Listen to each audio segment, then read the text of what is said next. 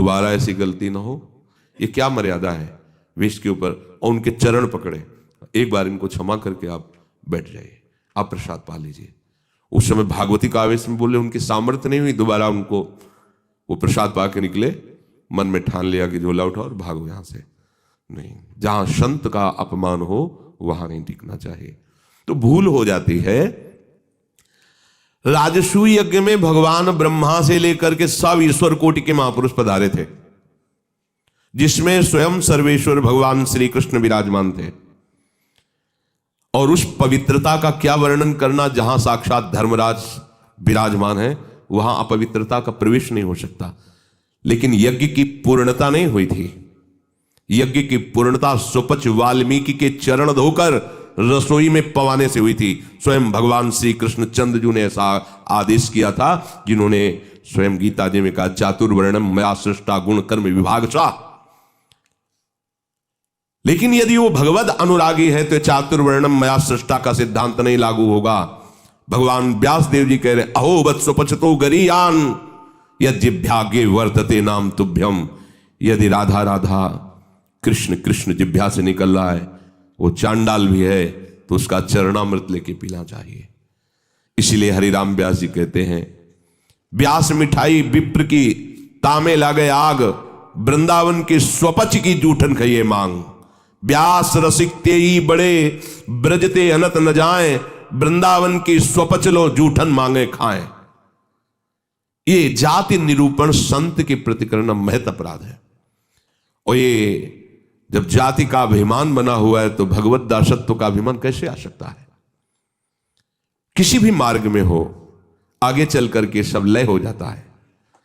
ये देहाभिमान के अंतर्गत आता है। देह ही तो जन्मी है जाति में, ये स्वरूपाभिमान थोड़ी है, ये देहाभिमान ही है। इसलिए वैष्णव के सबके एक ही गोत्र हैं, अच्युत गोत्र। अपने सब रसिकों के एक ही गोत्र है, हरिवंश गोत्र। अगर हम जाति पक्ष में चले जाएंगे तो भगवत पक्ष से हट जाएंगे।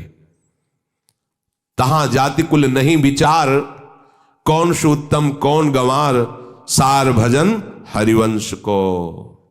और यारस मगन मिटे भवत्रास, सुनहु रसिक हरिवंश विलास, श्री हरिवंश गाय। कहीं भी प्रकट हुआ हो किसी भी कुल में, और वो जब आचार्य के शरणागत हो जाता है, आचार्य परंपरा से, तो अभेद हो जाता है। सुने प्रपन्न जेब है, अभद्र सर्व के गए, तिन्हें मिले प्रसन्न हुए, न जाति भेद मानिए न जाति भेद मानिए। उनको देख करके कहना चाहे, सुभाग हमारे अहोभाग्य आपके दर्शन हुए, आप पधारिए, आप विराजिए।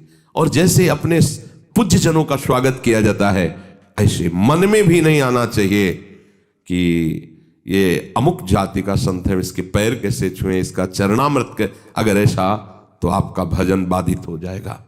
जाति निरूपण, यही गलती हो गई थी दंडकारण्य के ऋषियों से श्री माता सबरी के प्रति। एक तो स्त्री जाति और दूसरी भीलनी।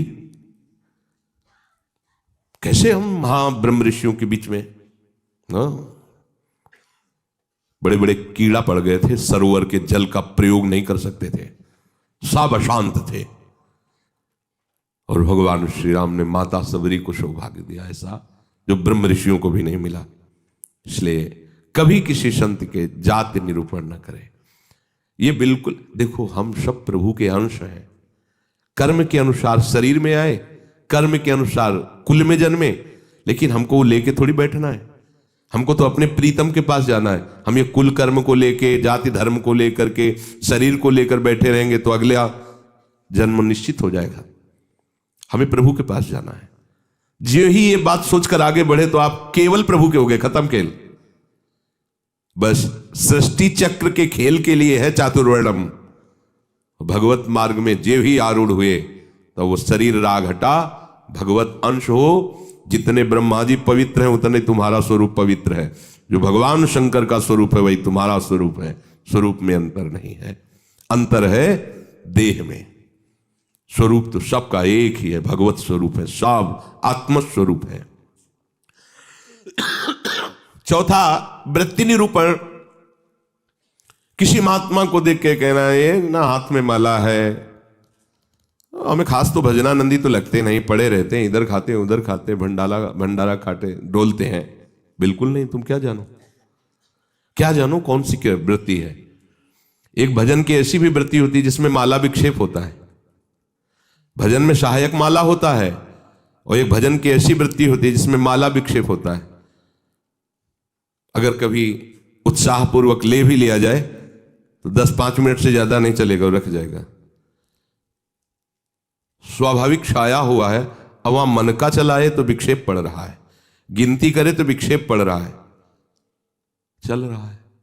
अब आप क्या जाने, आप माला देख के तो जान जाते हैं कि जप हो रहा है, लेकिन बैठे हैं टहल रहे हैं तो आपको लगा खाली टहल रहे हैं। नहीं, ऐसा नहीं। संतों को जानना बड़ा कठिन होता है। एक बार गुरु जी की सेवा में सुकुमारी शरण थे, जे ही लाडली कुंज में प्रवेश हुए तो महाराज जी का दुर्गंध आ रही। ऐसे देखा और कहा, वैष्णव अपराध करके आ रहे हो क्या? तो महाराज जी हम साबुन लगा के नहीं नहाते तो शायद शरीर से दुर्गंध। बोले वो दुर्गंध नहीं, ये वैष्णव अपराध की दुर्गंध है। गुरुदेव ने कहा, महाराज जी सावधान रहते हैं, कोई वैष्णव अपराध तो नहीं, हमें महसूस हो रही है। आप पहले वहीं खड़े रहिए, बताइए क्या वैष्णव अपराध किया है।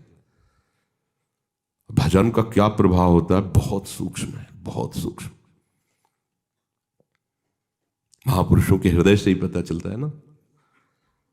प्रारंभ में था तो पंडित बाबा की वाणी पढ़ी तो तन्मयता एकदम पंडित बाबा में हुई। तो दूसरे दिन सेवा में गए तो उन्होंने कहा कि हमारे चिंतन में कृष्ण बलराम आए, तुम्हारे सिवा और किसी का यहाँ आना नहीं है। तो हम कहा, महाराज जी पंडित बाबा का चरित्र पढ़ रहे तो एकदम उसमें तन्मयता एकदम। बोले हाँ तभी आया चिंतन। तो कितना सूक्ष्म, मतलब ये सबके समझ में की बात। परिक्रमा दे रहे थे जगन्नाथ बाबा की कुटिया, दोपहर में देखा महाराज जी गायब। देखा तो अप्सरा कुंड में ध्यानस्थ एक वृक्ष के नीचे बैठे। महाराज जी वहां से क्यों चले आए? बोले इतनी जोर के गोपाल मंत्र के वहां परमाणु सिद्ध पुरुष थे ना, तो हमें विक्षेप पड़ रहा था निज मंत्र में, इसलिए हट के चले आए। वहीं हम पढ़े, हमें कुछ पता नहीं चला। आपका कितना सूक्ष्म, प्रवेश करते ही कह दिया आप वैष्णव अपराध करके आ रहे हैं, दुर्गंध आ रही। वो हाँ महाराज जी अगर ये वैष्णव अपराध है तो फिर वो एक समोसा बांट रहे थे तो एक संत बार बार समोसा ले और खाते जा रहे थे, फिर लेते जा रहे थे, तो उसने धक्का मारा और दबकाक भगा दिया। तो हमें लगा कि कैसे संत हैं, ये समोसा के लिए बार बार हाथ फैला रहे हैं। तो बोले उनको जानते हो? बोले हाँ प्राय वो दिखाई देते हैं बिहारी जी की गली में। बोले जाओ, महाराज जी ने पैसा दिया 50 रुपये उस समय, अगर जाओ समोसा खरीदो, उनको दो और उनके चरण पकड़ो, उनसे कहो कि आपके प्रति हमारी ऐसी मलिन बुद्धि हो गई थी, आप हमें क्षमा करें, फिर सेवा में आओ। कितना सूक्ष्म है महापुरुषों का सुरक्षा कवच। किसी भी संत के प्रति, वैष्णव के प्रति, ये तो पड़ा रहता है, तो कभी माला नहीं लिए, तो कोई भजन ध्यान करता नहीं, इस प्रकार से उसकी निंदा करना ये वृत्ति निरूपण है। पांचवा है स्वरूप निरूपण। इनके चेहरे में कोई तेज तो है नहीं, हमें लगता है कोई महात्मा तो है नहीं, बनावटी ही लग रहे हैं, कोई आकर्षण तो है नहीं इनके चेहरे में, सच्चे साधु नहीं है, ऐसा वैसा नहीं। आप क्या जानते हो, ये राख से ढकी हुई आग है, राख हटे तब पता चलेगा। अगर चेहरे से ही महात्मा की पहचान होती तो जड़ भरत जी को पहचान लेता रहुगण। और साधारण सत्संगी नहीं, कपिल भगवान से सत्संग करने जा रहा है, कोई साधारण सत्संगी नहीं, महापुरुषों का संग करने वाला है, फिर भी नहीं पहचान पाया राख से ढकी हुई आग को। जड़ भरत जी जैसे महान ब्रह्मभूत महापुरुष से पालकी उठवा दी, जब उनके वचन प्रकाशित हुए तो कूद पड़ा पालकी से चरणों के। इतनी ऊंची स्थिति के महात्मा, कांप गया। ये किसी भी महात्मा के बाह्य रूप को देख करके नहीं जाना जा सकता कि किस कोटि का महात्मा है, कितनी ऊंचाई का है। इसलिए इनमें तेज नहीं है, इनका चेहरा कोई आकर्षणकारी नहीं है, ऐसे कोई साधारण लगते हैं, कोई सच्चे साधु तो है नहीं, ऐसा नहीं करना चाहिए। छठवां धातु निरूपण। भक्त या भगवत विग्रह की, अच्छा ये पत्थर के ठाकुर जी हैं, सप्तम धातु के हैं, ये काहे से बने हुए ठाकुर जी? अगर वो मंदिर में विराजमान तो साक्षात प्रभु विराजमान, कुटिया में विराजमान तो साक्षात प्रभु विराजमान। श्री विग्रह में पाषाण, लोहा, तांबा या काष्ठ की भावना ले आना यह आपके निरंतर भजन में बाधा पहुंचा देगी। उन वेगों को सहना और इस अपराध से बचना। जो गुरु ने नाम दिया है, मंत्र दिया है, आराध्य देव का रूप दिया है, उसके सिवा सब माया है। वो अपने को चिंतन नहीं करना, केवल उतने चिंतन। ये बहुत कठिन बात है। प्रायः मनमानी भजन करने में ज्यादा अच्छा लगता है, और गुरु मंत्र और गुरु श्री मुख से जो दिया गया उपासना नाम है, पद्धति है, उसमें मन मरता है, इसलिए उसमें मन नहीं लगना चाहता।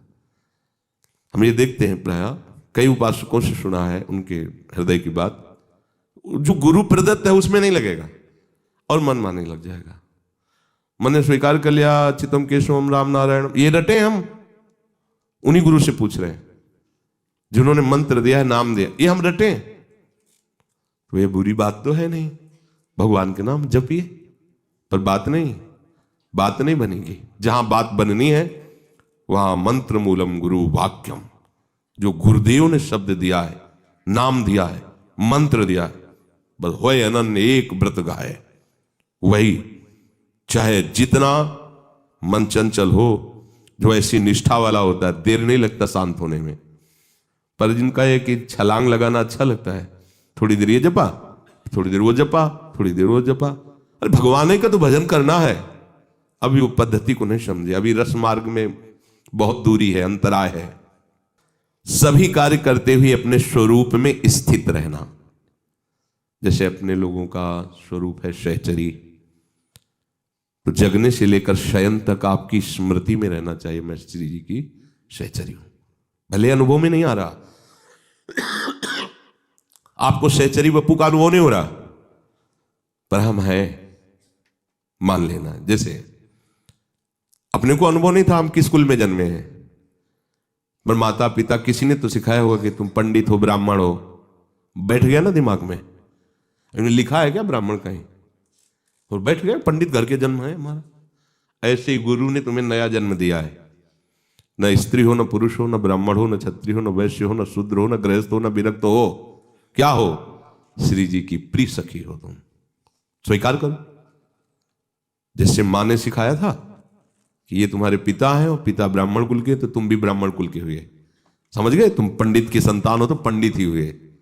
ऐसे ही तुम हमारे प्रिया प्रीतम के अंश हो। गुरुदेव ने समझाया तुम प्रिया प्रीतम की प्रिय सखी हो। बस ये दिमाग में तुम लाओ पहले, इसी से स्वरूप जागृत होगा। जो उपासना पद्धति मिली पहले दिमाग में ले आओ। न स्त्री हो, न पुरुष हो, न गृहस्थ हो, न विरक्त हो, न ब्राह्मण हो, न क्षत्रिय हो, न वैश्य हो, न शूद्र हो। तुम क्या हो? तुम प्रियालाल के निज जन हो। तुम प्रियालाल की सहचरी हो, प्रियालाल की प्रिय सखी हो। ये सुबह से शयन तक आपके दिमाग में आ जाए। जैसे हम रटते नहीं हैं, पर कभी भी पूछ लिया जाए तो हम अपनी बात बता देंगे।